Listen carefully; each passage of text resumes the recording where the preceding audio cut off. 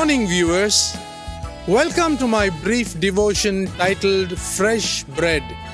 And I do hope that it makes an impact in your life as you begin a new day in Christ.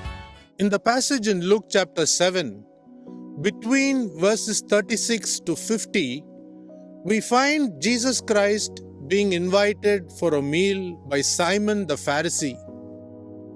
It is very, very clear when we read that portion of scripture that Simon's motive was not charitable, but it was definitely to needle Jesus Christ. All of a sudden, while Jesus Christ is in the house of Simon, a prostitute gate crashes, bringing with her a very costly perfume. She pours the perfume on Jesus' feet, wipes it with her hair, and kisses it.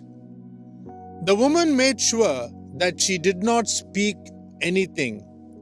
She displayed her repentant heart with all the humility towards Jesus Christ for forgiving her sins. At this point, Jesus Christ told a parable for Simon the host to listen. Two men owed a lender some amount of money. One man owed 500 denarii, while the other owed only 50.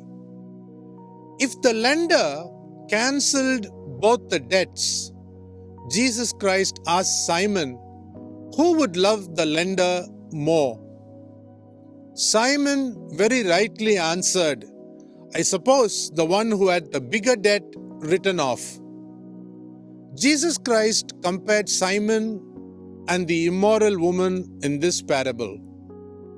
The woman had lavished her love on Jesus Christ for forgiving all her sins. On the other hand, Simon never even gave the rabbi, that's our Lord Jesus Christ, a minimal customary welcome because his motive was to give Jesus Christ our Lord a nose cut. He never believed that Jesus Christ could forgive sins. But to the woman, the Lord Jesus Christ said, your faith has saved you. Go in peace. Read Luke chapter 7, verse 50. Beloved people of this world, we must understand that Jesus Christ offers peace and forgiveness to every person who comes to him in faith. Imagine you have mortgaged your house and you received a call from the bank that the mortgage has been paid and all your dues are waived off by someone. This is how relieved the sinful woman would have gone home, with the heavy load of sins being lifted off from her shoulder in her life by our Lord Jesus Christ. Finally, while closing, let me ask you a question. What act of love can flow from your grateful heart to our Lord Jesus Christ for what He has done for us in our lives? Think about it. Have a great day.